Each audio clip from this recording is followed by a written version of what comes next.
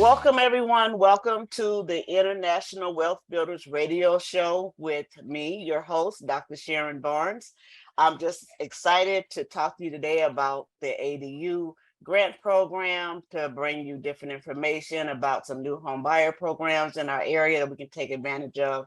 And so thank you for tuning in. I hope you stay with us the whole hour because it's going to be great information. We have a very special guest that's very knowledgeable and really is going to tell us how to take the next steps to making our real estate dreams a reality.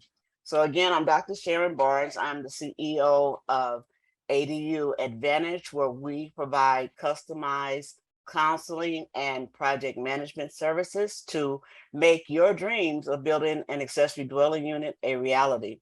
And we know that we're having a severe housing shortage and that it's all hands on deck. So we want to help increase the inventory, help you build generational wealth, help you build places for your loved ones to stay and to make your quality of life better. And so here at this show, we bring different resources and information where we can all come together and put your A team together to get your dreams of building an ADU a reality. And home ownership is always at the core of our mission. So today I am so privileged and excited to have Katherine Peoples with us. She has such an extensive background. I can't tell it all. I will let her tell her key traveling points of how she got where she is today. She has more than 10 years experience in the nonprofit arena, helping people bring their financial situations forward to get stronger home ownership, first home buyer programs. I mean, she's an author. She's creates curriculum. She criteria. I'm saying training. She's just done so much in the private sector and with government agencies. She has a heart for our community and for people and for our real estate industry. And she's just a wealth of knowledge. So I'm so excited to bring her here. Her latest endeavors include being the spearhead for the ADU grant program in partnership with Cal Haffa. She's going to talk to us about that. She also is going to give us some insight about the new Bank of America Home Buyers Program. And so with no further ado, I'm going to bring to you Katherine Peoples. Thank you so much for taking the time out of your day to spend some time with us and give us valuable information. No worries. And this is an honor. Every time I have an opportunity to speak to our community and the masses, I am just so honored to have this. So again, thank you for even having us this afternoon. You're more than welcome. My privilege. So if Most you can certainly. tell us a little bit about the opportunities with the 40,000. It started off, I remember, at 25,000. It's $40,000 ADU grant program now, and a lot of people are aware of the program. They don't know how to access it. They don't know what it can be used for. And I know that we're trying to get it out to the masses. So if you can tell us a little bit about the goals of that program, the opportunities, we can start there. Most certainly, most certainly. So back in 2020, when COVID had basically hit us, Right. our organization had already put together a myriad of curriculum with regards to how to ADU. And so we came up with a educational curriculum as How to ADU by HBP Care, Design, Finance, Lease, and Protect. The reason we recognize that is because we were seeing that there was this opportunity of possible tiny homes that had presented itself. And so I know what happens when new things come out. There's a lot of entities who use our community as a test project. And so those type of entities had started to present themselves, doing door knocking and offering products where it's no money down to build an ADU or to assist with tiny homes. And Right. so I said, you know what, I better get some curriculum together so that at least I can teach the people, the brown and black folks of the communities, to say, hey, pay attention because this is coming. So fast forward, we made it through COVID. We did quite a few educations. Our education started from 20 people, and now they are at a tune of pretty much I educate every from the state of California, northern and southern California, anywhere from 3 to 4,000 people a month on how to ADU. That is how much the frenzy has increased itself. With that said, there was a conversation that CalHFA had been having because they saw my reach and they said, would you be interested in assisting the state in getting the grants out there with a different type of product? And I said, by all means, I already have the footprint. I already have somewhat of a good following. Why not couple that? Because I feel the need to educate folks. It's also great to be able to provide them a product and service that they can utilize after the education. So I jumped at the chance. The chance presented itself last month in August. And we started with the grant or with the state of only having issued 17 grants. Wow. And let me just back us up a minute. The reason that the state was having so many challenges is obviously the grant went from 25,000 to 40,000. Right. But the participating partners on the list were requiring that many consumers do refinances. Mm-hmm. And obviously, with interest rates going up, a lot of folks were not interested in refinancing their, 2%, 3% Exactly. mortgages. It just Exactly. didn't make financial sense. So that in turn created an additional bottleneck. There were other bottlenecks on the product before, and it was pretty much because of the limitations that the participating lenders offered.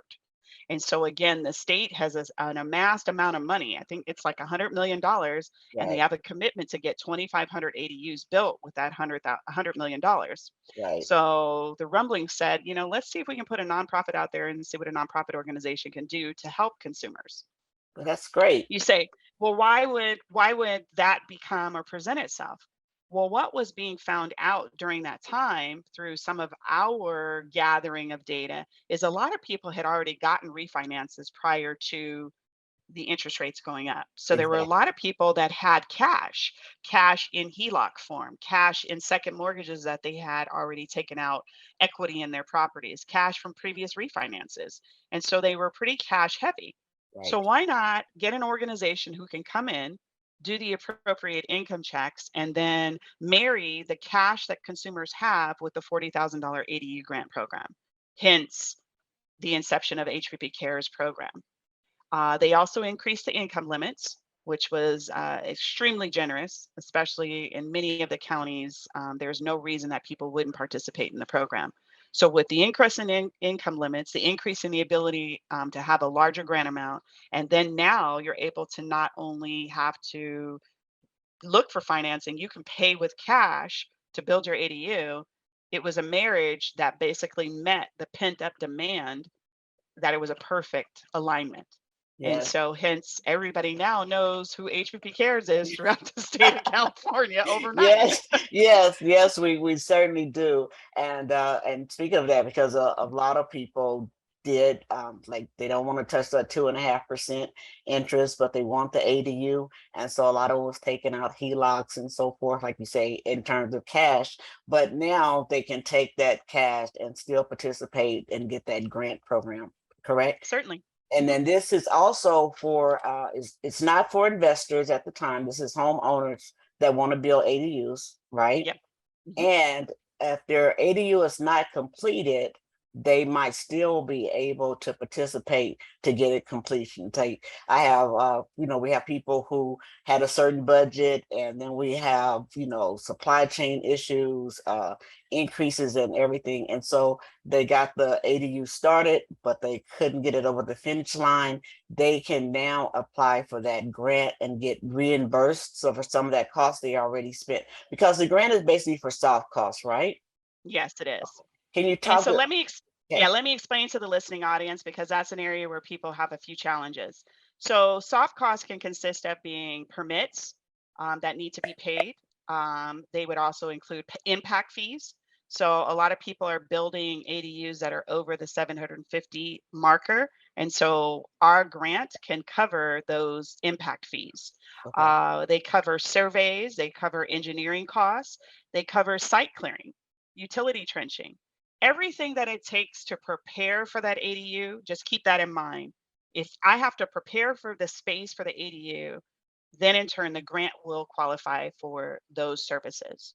And if you have other things, because people do live in some rural areas of California, if there's something you're not too sure about, reach out to the agency, send us over an email at adu@hppcares.org, because that is pretty much our funnel for all questions. Again, adu@hppcares.org. and we can have a conversation with you. And if it's something you're not sure about with regard to the pre-development costs, shoot us over an email, and we'll be more than happy to answer.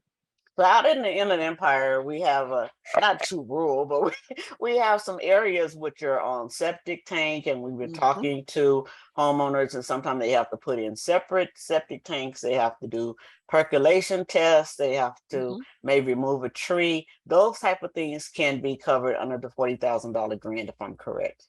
Yes, they can. Okay. All of the ones that you listed, for sure. Okay.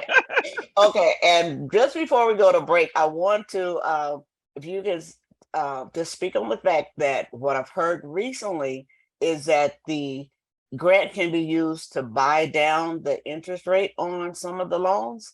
And with the feds increasing the interest rate, and that's like high on our mind right now, can you tell us a little bit about how that's working? Does it work for cash, or does it only work if we're taking out financing through a certified lender under your program? So it would only work for those who are taking out financing. Okay. Okay. And let me set a precursor. We are happy to assist with pre-development costs, and we would love to be able to pay those non-recurring costs, points, buy down rates, etc. Okay, origination cost. But what we're finding is a lot of the professionals in this arena have marked up their pricing. Mhm. So the standard architectural plans that we used to see yesterday come in at $7,000 was kind of the average, seven to $10,000. We're Right. now seeing price points where architects are in fact gouging and charging $20,000 for architectural plans. We are seeing contractors doing not only a 20% markup, but even maybe 30, 40% markup on some of the pre-development items that we've listed or discussed prior to.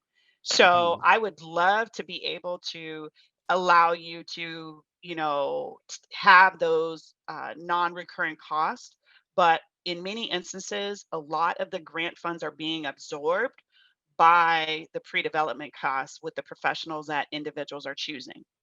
You Okay. say, well, Catherine, is there a way that you probably afterthought should have maybe thought of we're only going to work with certain architects, certain contractors? I will say yes, that is an area that if we are afforded another round at this, we are definitely going to look at working with specific architects and contractors because we have seen the likes of so much predatory gouging, especially Right. within our community, Right. and especially throughout the state, due to the frenzy that everyone wants to have that opportunity to build the ADU for housing loved ones or simply monetizing on it and creating rent. So, in the future, we will potentially have that in place. But as of right now, people are able to select who they choose. But just be careful when you do, if you are awarded the grant, really do some shopping, reach out to the agency and ask us, is this price point, rather excessive, so that we could address it and have a conversation with you. Because we would love for people not only to have their pre-development costs covered, but also if they did take out financing, have those non-recurring fees cared for under the grant as well. Yeah, I appreciate that, and we definitely need that clarification. So we're going to take a short break here. I ask you to please stay with us. We're going to continue this conversation, get some more details on how to access the program, how the reimbursements actually work, and other nuggets that Catherine may be willing to share with us. And so please stay tuned. We'll be back. This is the International Wealth Builders Radio Show with your host, Dr. Sharon Barnes, here on KCAA Radio Network and your favorite streaming channels. Be right back.